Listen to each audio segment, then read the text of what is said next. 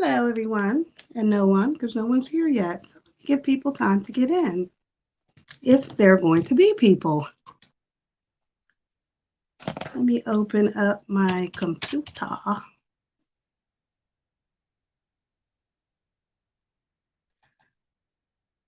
Tonight's topic is, why is it so hard to find a Black therapist? Why are we like unicorns? Why are we like unicorns? Why is it so hard to find Black therapists? That's if you're looking for one. If you're looking for a Black therapist, why are we so hard to find? Which unfortunately keeps people of color out of the therapy room when they should be in there. So we're going to talk about, why is it hard to find Black therapists? Is it necessary to have a Black therapist if you're Black? Is that a legit reason not to go into therapy? Hi, C. Because you don't have a Black therapist. So we'll talk about why it's hard to find a Black therapist, the root of why Black people, Black men and women, want a Black therapist, or they're seeking Black therapists, and they are not finding them out there. Why? Why, oh, why? I have an answer to that. I think I know why. We are definitely like unicorns.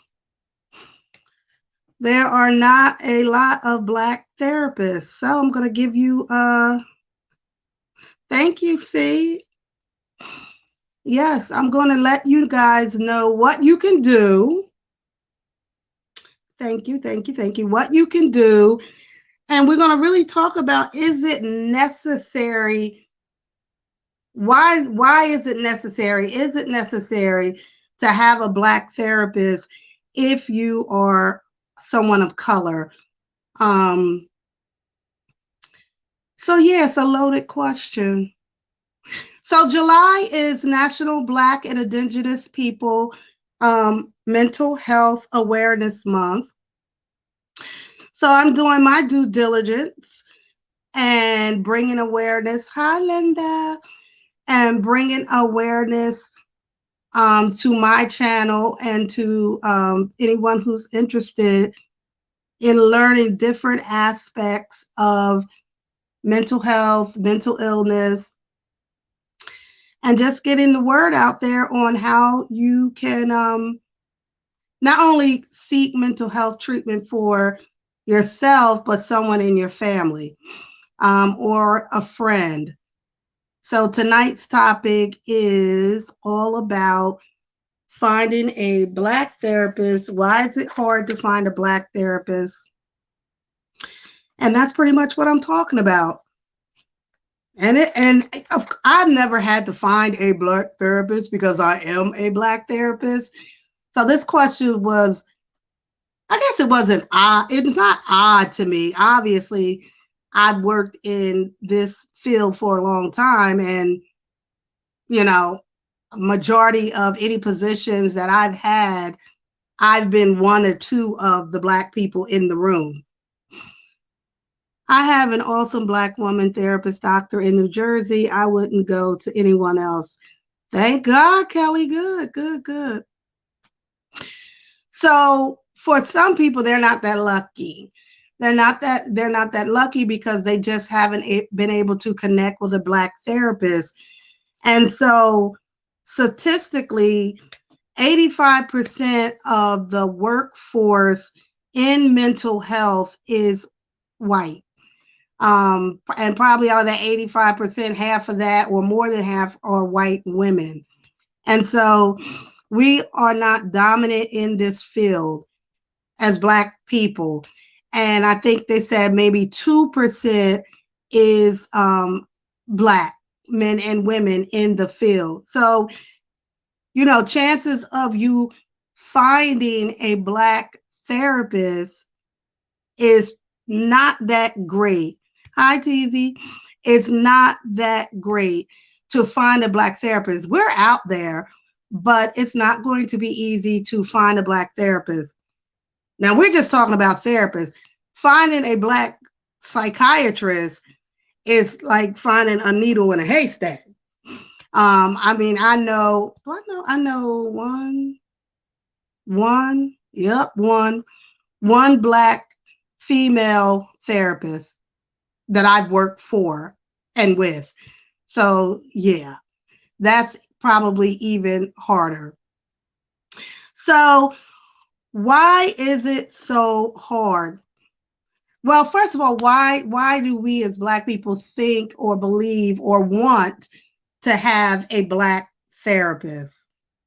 So from what I've been reading and in trying to prepare for this tonight, and just common sense, there's a mistrust for Black people to go. Dr. Khadijah Abay is one. Okay.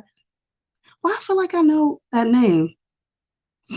So the one thing that Black people have said as to why they don't want to go to a white therapist is that they don't trust white people. It's that, you know, I talked about it in my last live, Black people and PTSD, that we certainly have PTSD that has been from generational PTSD. And so many horrible, horrific things have happened to us at the hands of white people. It would make sense that if we need help, we wouldn't go to the oppressor for help. That's just common sense. That just makes sense.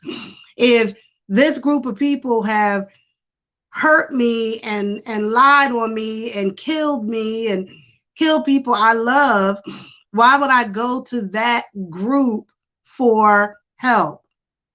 Right? Why would I go to that group for help? It would make the same sense for someone who is Jewish, that they would be reluctant to seek help in a German, right? That makes all the sense. I would love to have a Black therapist. There aren't many in my area, and unfortunately, they aren't close to where I live, and they don't take my insurance. That's a whole nother level. Hi, crazy cat lady. You know, who takes what insurances and all of that stuff, which is just a whole nother mess as far as why people are, and especially Black people, don't have services and treatment because they may not have insurance. So private pay is very expensive. You know, the private pay is minimum $100 an hour. Well, 45 minutes. It's 45 minutes for $100. So, and if you need to go to therapy weekly or every 2 weeks, that's very expensive, and not a lot of people can afford that or even want to put that in their budget. So then that leaves out a big portion of the population for Black people to receive services. So that's the first thing. Hi, Tamika. Good morning. Good afternoon. Good evening. So that's the first thing. The mistrust of the white therapist. So you don't want to go into therapy.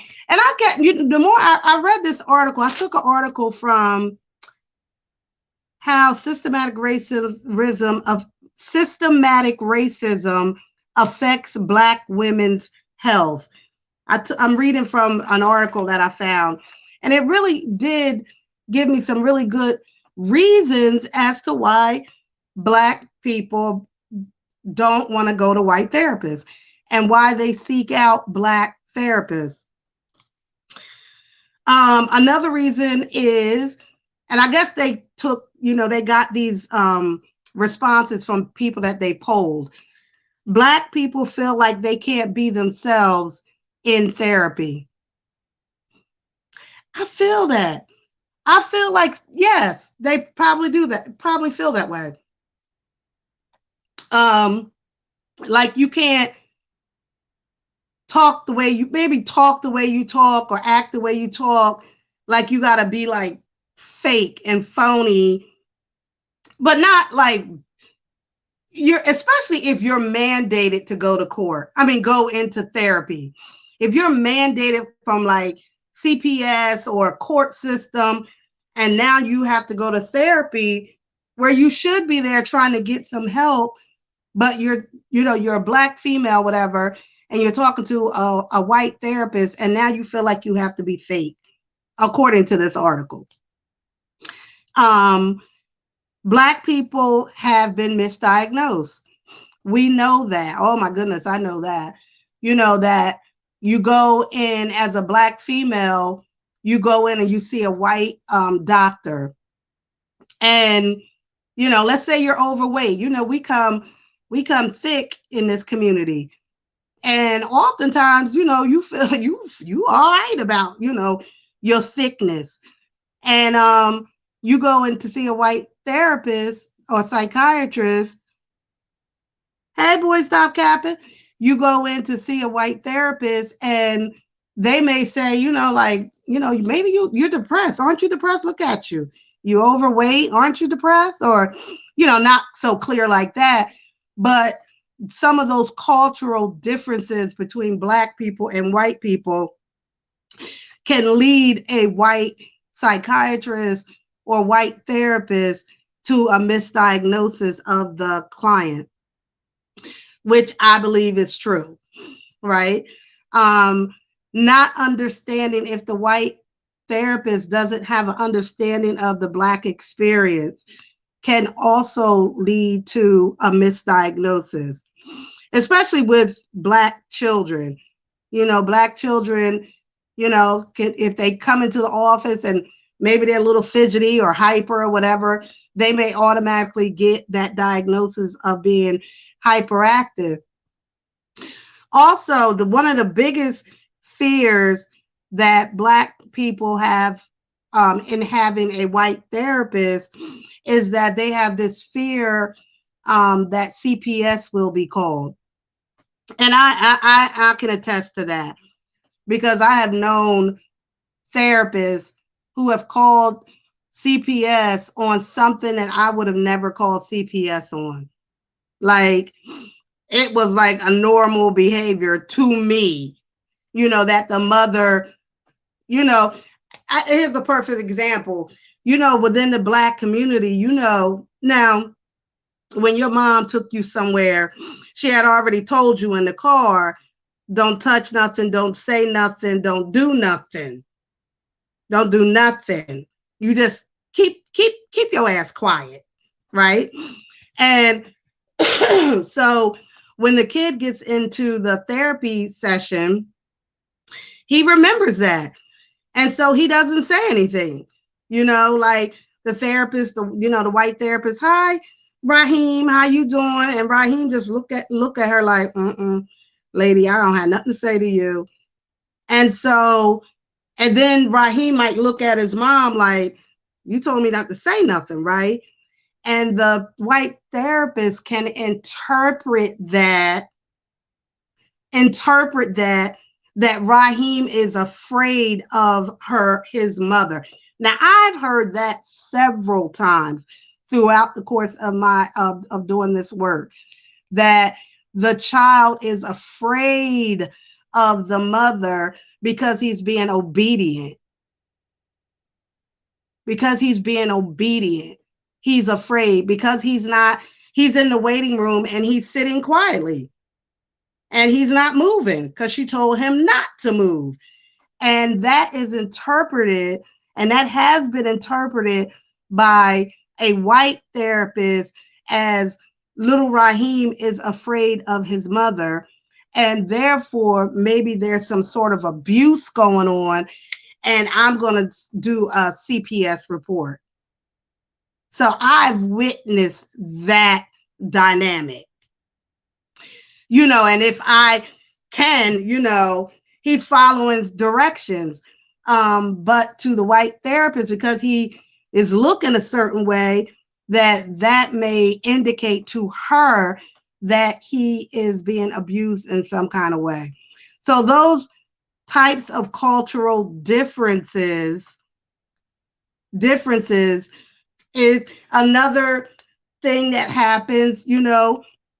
Let's say, Raheem gets a little out of control, and mom, now she don't look at him, he's not listening.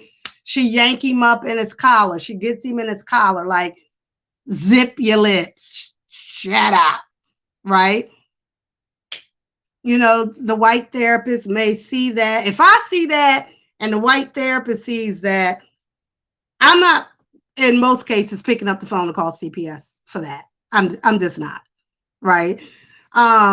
If anything, I might say, girl, you might want to chill out on that, because these folks in here may interpret that as abuse. So you might want to chill out, right?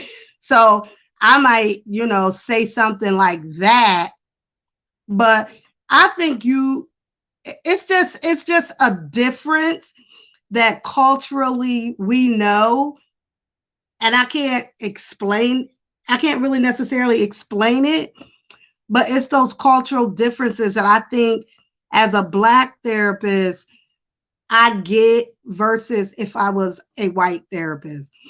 And so that's probably one of the major factors in why Black people seek out Black therapists, because of the trust issue.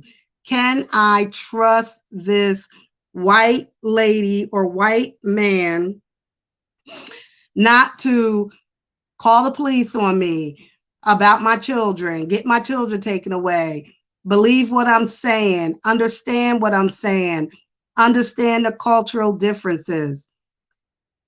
Overall, I think you can find a good white therapist. You can find a good Hispanic therapist.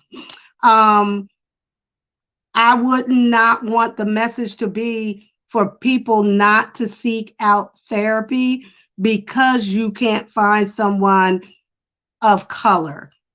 Because you can't find a Black therapist, then you stay in your depression or anxiety or eating disorder or schizophrenia. I would suggest that people do that you seek out a therapist, and you ask some questions to the therapist really politely. And you can ask these questions before you even meet the therapist. You can have a phone consultation with a potential therapist and ask them. This article gave some questions, excuse me, to ask a potential therapist if they're white and you couldn't find nobody else. And you like, I got to find somebody. I need to get into therapy. I got a lot going on. I've dealt with, all these issues in my life, and I need to deal with it, especially trauma. I already said that we are walking group of people with PTSD. We, for a lot of Black folks, we have different levels of PTSD. And so we, as a culture, need support and help and understanding. So one question you can ask is to a potential white therapist is, what is your experience working with Black clients? Straight up.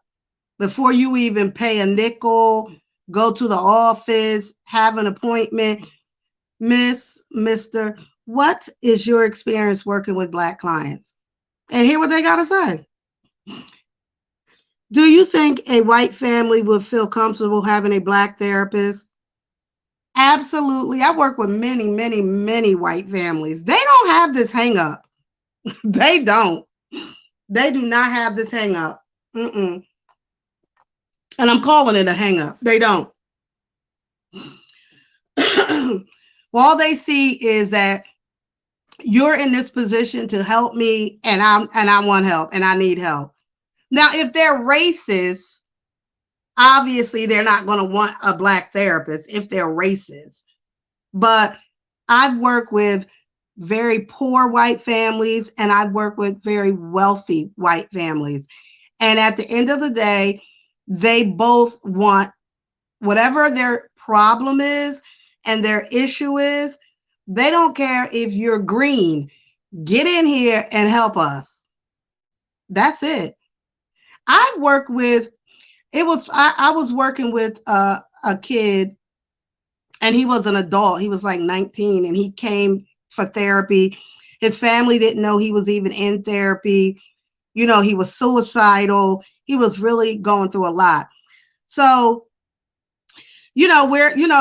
I'm working with him for a few months. And finally, he says, I talk about you all the time, to my family. And, I'll say, he'll say to the family, so and so said we should do this or I should do this. And he said, one day we were watching TV. Now, I never knew his family was racist.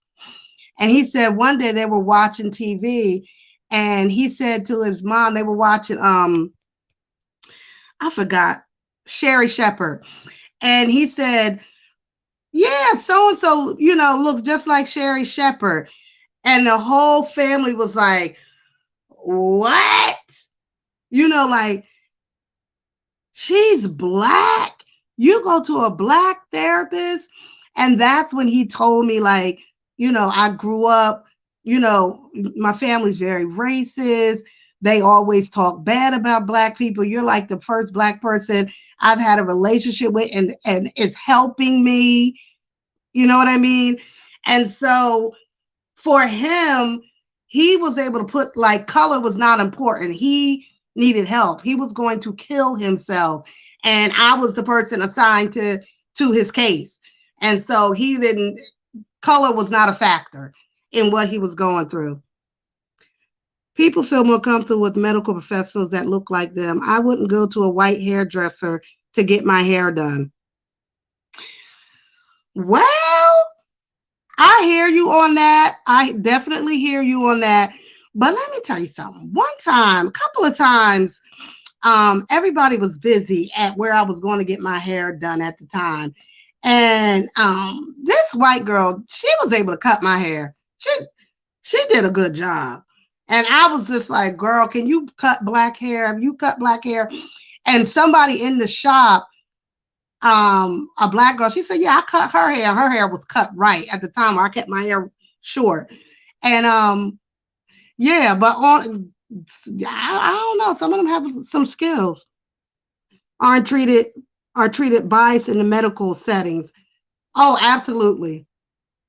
Absolutely. Absolutely. They definitely are. I mean, that's a whole nother topic. I mean, that's what this article is about, how systematic racism affects Black women's health. That's a whole nother topic. I mean, my sister is a health professional and she can attest to that. Oftentimes Black patients are so happy to have her as a nurse practitioner. Absolutely. And it's the same thing, with us in mental health. It's the same thing. So the next question you can ask your therapist, your white therapist, if you're at the point where you got to go and see somebody, what is your experience when it comes to treating blank issues, whatever the issues are? Now, that's a good standard question that people ask me, and they should ask me. Do you treat people with bipolar? Do you treat people with ADHD? Whatever. So be clear about that. You don't want somebody fresh out of college and maybe you're the first time they've treated someone with PTSD. You like, no, ma'am, no, like, I need somebody with experience. I need somebody with some experience. Some of these book smart people, they smart in the books, but when you get into the room with somebody, and treating them, therapeutically, you gotta be on point. So another question is, what are your views on racism? Now this might get sticky. And white supremacy and their impact on someone's mental health. Now listen, I feel like you should be able to ask that question. Miss or Mr., what's your views on racism and white supremacy and their impact on mental health? Let me tell you something. I lost some professional people, white people that I've been friends with for years, that I've gone to for guidance, that I've gone to for supervision, that I have looked up to in this field. And when the whole issue happened with Donald Trump, and they were clearly Trumpsters and proud to say it, I ended professional relationships with them, and I ended friendships with them that I had for years. I could think of 3 people. I was so hurt by that.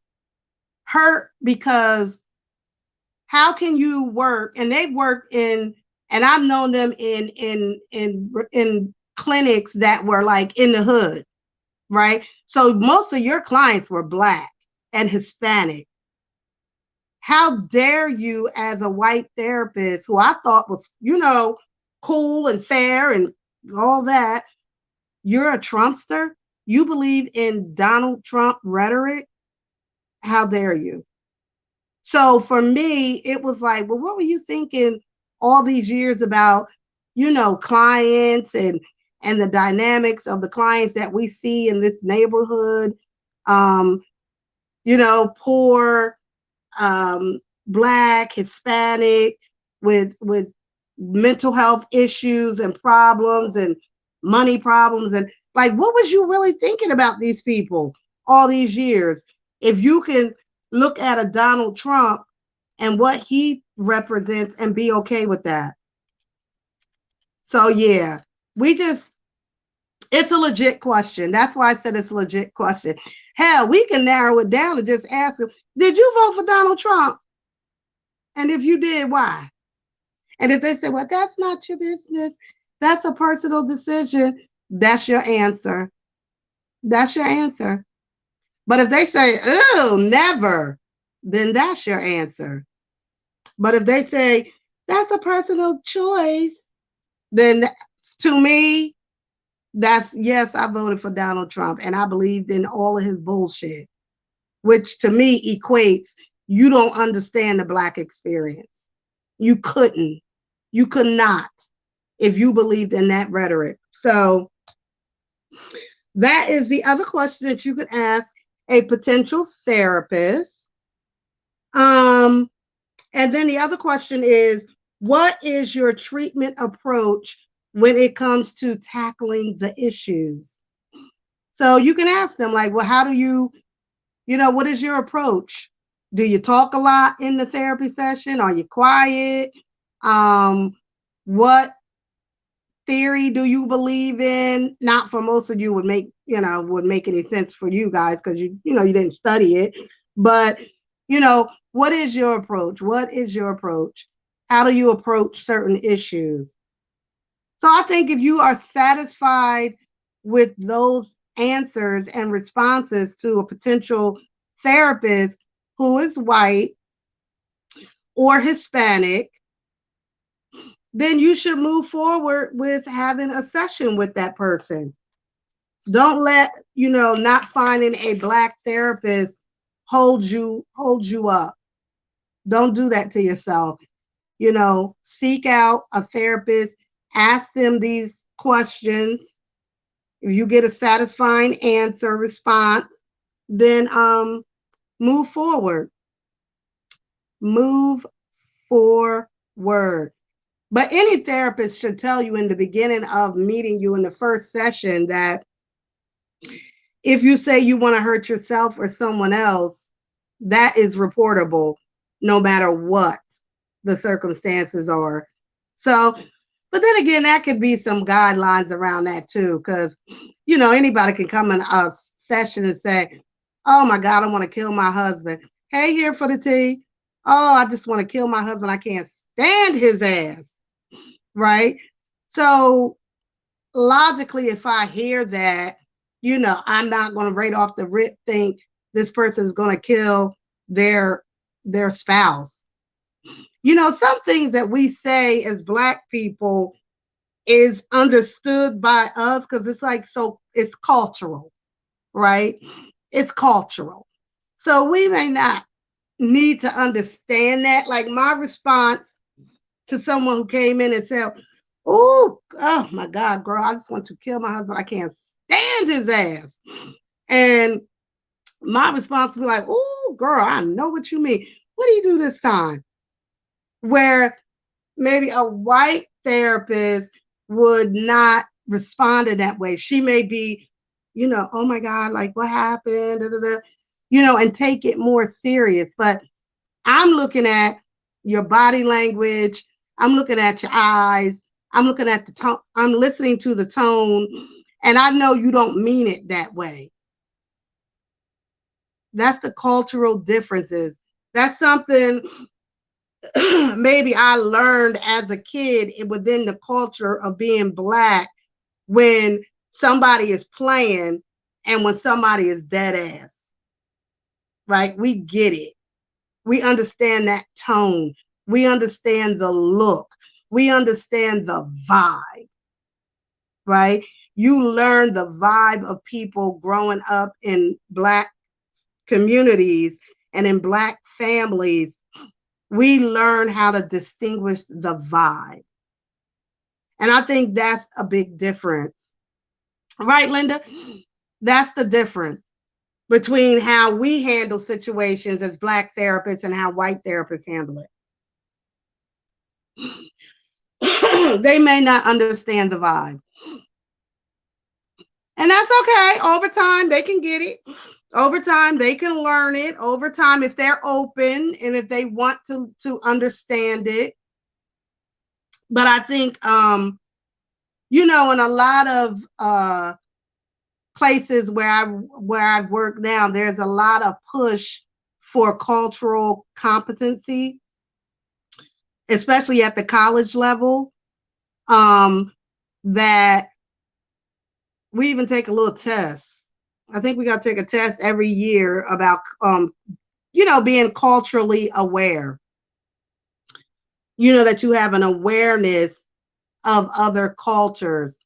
Especially in a college setting, we have kids from all over the world come to the different colleges that I work at. And I love understanding other people's culture. I live for it. I want to know how y'all live in India. How do you live in Africa? In certain, whatever state you live in Africa, country, I'm sorry, whatever country. What's happening there? What do y'all do? What do y'all eat? What is it like? Like I want to know about other cultures. And so that's never been a problem with me and when I've worked in a practice, because I just want to know different cultures and the way people think and the way they move through life, but not everybody does that. If you don't have an open mind to do that, then who are you treating in your practice? Just, white women or just white men or just Black women? So even as Black therapists, we have to be open to taking everybody, in your practice. And yes, I've worked with many, many, many white children, white families. And like I said, they don't have the same issue like we do as Black people when it comes to finding a therapist. They just don't. I don't believe they do. I just don't believe they do. They really just want the help. They like, oh, you can help me fix this? Then okay, let's do it. Obviously, if they have strong race, if they're racist, then they're not going to want a Black therapist. But if they're not, don't care about who they see. You have the education, you have the knowledge, you have the experience. That's who I want. I want I want the best of the best, and I don't care what you look like. So that's it. That's all I got. And that was the topic. Why is it hard to find a Black therapist? So if you are in the market to find a therapist, don't hold yourself up waiting for that perfect Black therapist. I'm busy, so I can't take you. Ah, don't stop looking. Don't stop looking, and don't keep yourself out of therapy. Ask that therapist these questions, and move forward. And also, that's it. That's all. Thank you, Linda. Look, that's it. That's all. Um, Find you a good therapist. If just keep looking, keep looking, keep looking, keep looking. Don't feel stuck. You go to a therapist and and you don't, want to be there. Listen, don't feel stuck. I know. Here's a funny story. As therapists, we have to have, certain amount of hours of supervision every week, every 2 weeks, whatever. And so my normal lady therapist, who was my supervisor, who gave me supervision, was on maternity leave. So I had somebody else. Oh God. So we're supposed to go in, not necessarily tell your business, because that's another part for Black people. We've been taught from little itty bitty babies not to tell your business. Keep my business. You better not tell my business, right? So I still have that mentality in my head. I really do. So I had, built a decent relationship with the last supervisor. So I can go in and say to her, I can't stand this family, and this happened and that happened. How should I work with this lady and that lady? Thank you, C. And so me and that supervisor, she was white. We had a decent relationship. She got me. She understood me, right? So then I go to this new lady, and already I walk from the rip. I walk in and I'm like, ugh, oh my God. She white, she corny. Oh God, I can't do it. And so I had already had this in my head, like, nope, this ain't gonna work. And it didn't work. And it really did not work. She didn't get me. She didn't understand, me saying, oh, that lady, got on my nerves, or this client or whatever. And then I came in, and at the moment when I came into her office, I was hyped up. I was hyped up because I had just witnessed a big ass fight at the juvenile center, right? I just witnessed something that was fucked up. So when I got into her office, I was like, I was still off of that. And she was like, oh, calm down, calm down. And then she started having me do this, we call this tapping, which I think is, it helps some people. But so she was like, tap, tap, tap. And I wanted to tap her with these fistuses. So yeah, always think about her. She really tried to tap me down, but that wasn't working for me. Okay. And so I was like, nah, I can't come back to you because you don't get me. My other supervisor would have been like, girl, calm down. Here, have an M&M, do something. Right? She would have approached me differently. And as a matter of fact, that lady ended up saying, like, she's kind of aggressive. She's kind of, hyper or whatever. And I was just like, lady, like, damn, I just witnessed some bullshit. What you want me to do when I come in here? So it depends on, the perception of the therapist. So different things like that can happen to you. It's happened to me. So yes, also know that therapists, we get therapy. We get therapy to go over, like, what we're dealing with as far as our caseload. And also, I know many therapists who are, go into therapy for their own personal issues, which is two separate things. You can go into therapy for your personal issues. You go into therapy for us for our clinical issues, that we're having. Because that for therapists, over the course of the day, we could see somebody who's been a rape victim. We can see a child molester. We can see somebody with ADHD, and then we can see somebody who, attempted suicide, all in the same day. So we need to like debrief ourselves too. So that's another part of it. But so those people who came in late, go back and watch the replay. We talked about why is it hard to find a Black therapist, and it can be very draining, yes. And is it even necessary to find a Black therapist if you are a Black person? For some of us, it is. For some, not so much. So the same thing with us women as gynecologists. I don't like men gynecologists. I had a very good man gynecologist one time. I still went to his practice, but I end up seeing the women, like the nurse practitioner. I couldn't do it with him. I just couldn't do it. I couldn't do it. Right? So it's the same thing for women and in health. But thank you, thank you, thank you, thank you, everyone that stopped by. Hopefully, I will have some energy and I will do this again. I am really trying to commit to 9 p.m. coming back every night in July and talking about a subject in mental health, because July is Black and Indigenous People Mental Health Awareness Month.